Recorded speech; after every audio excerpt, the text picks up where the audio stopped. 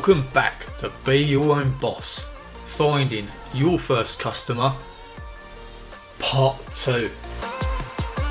Okay, so let's talk about the self-advertising that will cost you money, just from a few quid to a few £100. Whether you're in the UK or somewhere else, the prices will vary, but it will still be the same from cheap to most expensive. So what's the cheapest? Leaving the card at shop window, of course.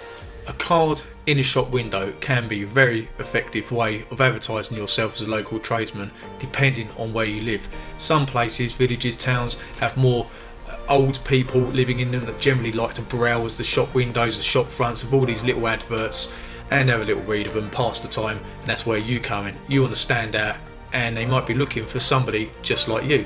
If it is just a card with some details on, then this can stand out. Sometimes these get read before the more commercial printed ones, as it's more personal. But saying that, it doesn't look very professional, does it? Next up, business cards and flyers. There are many websites which allow you to design your own business card and flyer. You can even upload your picture, and they do much more than that. You can buy mugs, pens, fridge magnets, car magnets, van vinyls.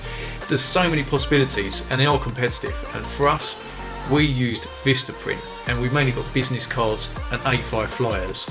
They are very cheap and they have a really good design service which allows you to very quickly knock something up. The idea is to not overload it with too many colours and information. You just want to look professional and standing out, stating the areas of work that you cover. Keep it simple. Generally, business cards come in very handy, as from time to time people will ask you for one, and they are great for retaining customers that will get back to you for future work. I found that builders merchants, tile merchants, timber merchants, general hardware stores, they will let you keep a small stack of business cards either on their customer counter or in a business card racking area for free. This has actually been fruitful for us. We've gained customers this way. Remember, just one customer taking your business card, if you get that job, that could be like a branch of a tree, passing your information to other branches, expanding your business. As for business flyers, we found that going door to door or even leaving them under the car window wipers,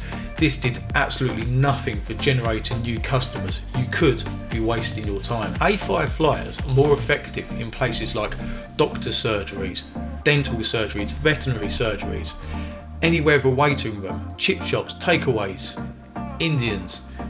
There's many places, even beauticians, hair salons, all these places with waiting room, garages. These places let me do this for free. If you have a good attitude with a smile on your face, they're happy to help out local businesses just like you.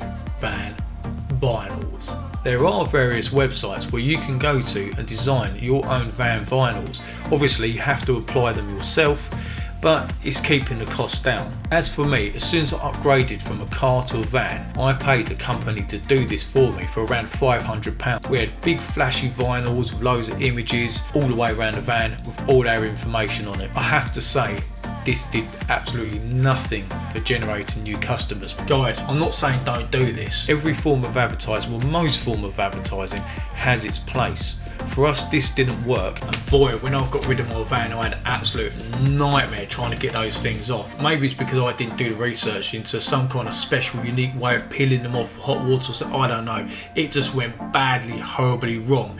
It took the paintwork back to the primer. It killed the van. It absolutely devastated the value of it when I tried to sell it. Nightmare.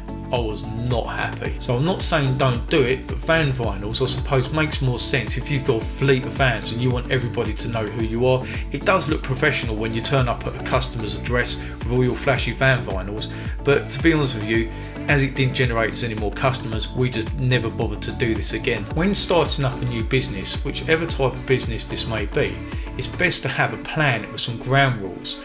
And one of our rules was, me and my wife said, never throw a load of money at it to try and force it to work. This will not work. You are the best selling point for your business.